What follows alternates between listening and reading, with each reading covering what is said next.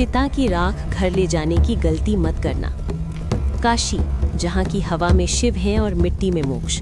मणिकर्णिका घाट पर 24 घंटे चिताएं जलती हैं। यहाँ की राख, जिसे महाशमशान की भस्म कहते हैं, बहुत पवित्र मानी जाती है। अघोरी इसे अपने शरीर पर लगाते हैं क्योंकि ये शिव का प्रसाद है। लेकिन शास्त्रों में एक नियम है, शमशान की चीज़ें शमशान में ही रहनी चाहिए। अगर कोई लालच में या तंत्र मंत्र के लिए उस राख को काशी से बाहर ले जाने की कोशिश करता है तो वो राख आग बन जाती है। आज की कहानी एक ऐसे ही तांत्रिक की है, भैरवनाथ। ये असली काल भैरव नहीं, एक ढोंगी तांत्रिक था। वो बंगाल से काशी आया था, एक ही मकसद से, मणिकर्णिका की ताज़ा जलती हुई चिता की राख चुराना। उसे लगता था कि इस राख से वो अपनी काली शक्तियों को बढ़ा लेगा। अमावस्या की काली रात थी, घाट पर सन्नाटा था, बस लकड़ियों के चटकने की आवाज़ आ रही थी। भैरवनाथ चुपके से एक जलती हुई चिता के पास गया। डोम राजा यानी शमशान के रक्षक की नज़र बचाकर उसने काले कपड़े में मुट्ठी भर गर्म राख उठा ली। राख उठाते ही उसे एक अजीब सी सिहरन महसूस हुई, जैसे किसी ने उसके कान में कहा हो, रख दे वरना पछताएगा। लेकिन तांत्रिक हंसा। उसने पोटली बांधी और अपनी जेब में रख ली। वो तुरंत स्टेशन की तरफ भागा ताकि पहली ट्रेन पकड़कर अपने गांव जा सके। उसे लगा उसने काशी को धोखा दे दिया है, लेकिन वो भूल गया था, काशी की चीजें बिना कोतवाल की इजाजत के सरहद पार नहीं कर सकती।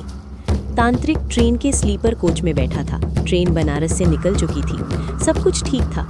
लेकिन जैसे ही ट्रेन ने मुगल सराय यानी काशी की सीमा पार की, तांत्रिक की जेब गर्म होने लगी। पहले उसे लगा कि शायद बीड़ी या माचिस रह गई होगी, लेकिन गर्मी बढ़ती गई। उसने जेब में हाथ डाला तो वो पोटली जलते हुए कोयले की तरह गर्म हो चुकी थी। उसने घबराकर पोटली सीट पर फेंक दी, लेकिन तभी एक भयानक चीज हुई। उस पोटली से धुआं नहीं बल्कि चीखें निकलने लगी। ट्रेन की बत्ती अपने आप जलने बुझने लगी। पूरे डिब्बे में सड़े हुए मांस की बदबू फैल गई। बाकी यात्री गहरी नींद में थे, सिर्फ तांत्रिक जाग रहा था। उसे अपनी सीट के नीचे से सैकड़ों जले हुए हाथ निकलते दिखाई दिए। तांत्रिक डर के मारे कांपने लगा। उसने अपनी तंत्र विद्या का इस्तेमाल करना चाहा, मंत्र पढ़ने शुरू किए, ओम ह्रीम क्लीम। लेकिन आज उसके मंत्र काम नहीं कर रहे थे। तभी उस पोटली ने एक इंसान का आकार ले लिया, एक ऐसा इंसान जिसका आधा शरीर जला हुआ था। वो साया तांत्रिक के चेहरे के एकदम पास आया और बोला, तू मुझे लाया है, अब तू ही मुझे वापस छोड़ेगा। तांत्रिक ने देखा कि ट्रेन की रफ्तार बहुत तेज हो गई है, लेकिन बाहर का नज़ारा बदल चुका था।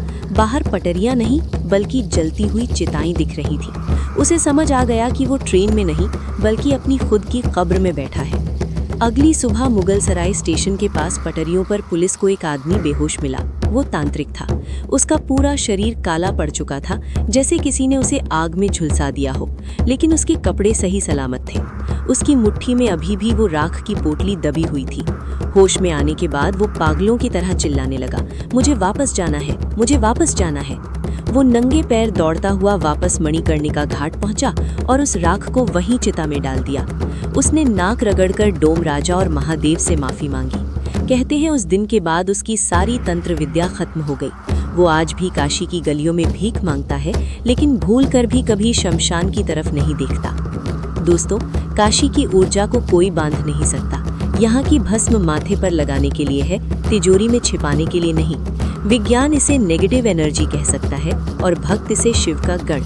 लेकिन सच यही है कि काशी के नियम तोड़ने का अंजाम बहुत बुरा होता है। अगर आपको ये सच्ची घटना पसंद आई तो कमेंट में हर हर महादेव लिखें और वीडियो को लाइक करें। याद रखना, सम्मान करना पर कभी सीमा मत लांघना। ओम नमः शिवाय।